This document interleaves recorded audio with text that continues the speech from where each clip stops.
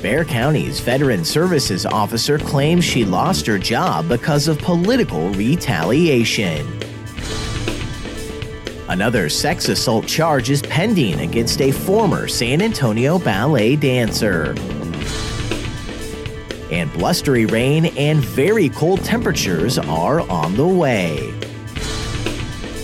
This is your Express Briefing podcast for Monday, November 12th. Subscribe to this and other free content at expressnews.com/podcasts. And get each day's top news and sports headlines delivered to your inbox at expressnews.com/newsletters.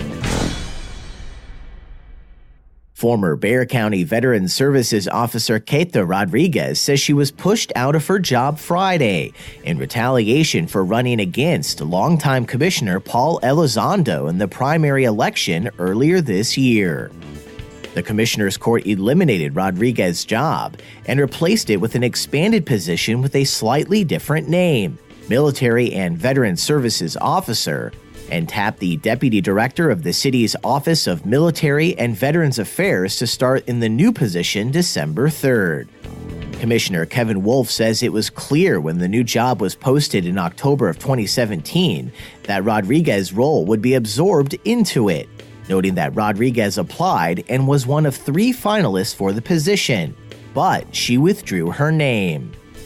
However, Rodriguez says she withdrew because she didn't think she would have enough time to launch the new office after running for county commissioner, and isn't upset she wasn't chosen for the managerial role, but is upset she won't have any role at all, arguing that Wolf assured her in December that both the new job and her current one were included in the county's budget, and alleges that Wolf only informed her she wouldn't remain in veteran services during a meeting on November 8th, when he allegedly told her she messed with his plan when she decided to run for office.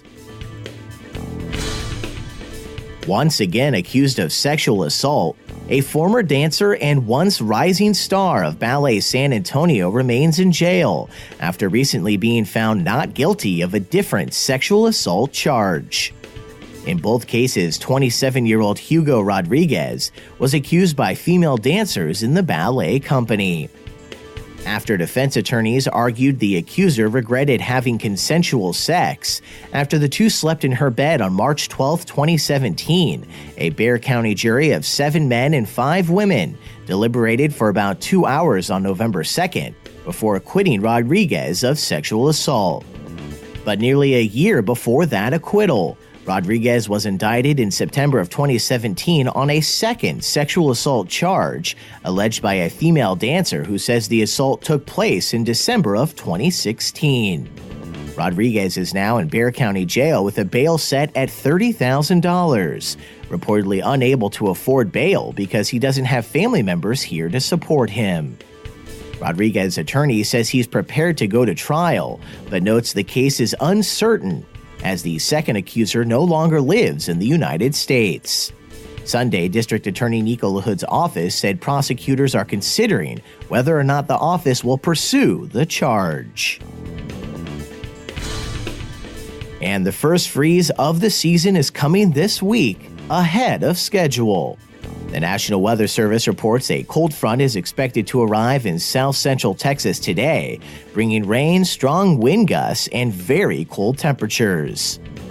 Late this afternoon, sustained winds are expected to reach 20 miles per hour in Alamo City, with gusts of 30 to 35 miles per hour. The freeze then begins overnight into Tuesday morning, mostly affecting the hill country and Edwards Plateau, with 32 degrees expected for San Antonio. However, Tuesday will bring the coldest temperatures when the freeze is expected to affect all of south-central Texas, with San Antonians waking up to about 27 degrees Wednesday morning. Warmer temperatures aren't expected until later in the week, when temperatures will climb back into the 60s on Friday.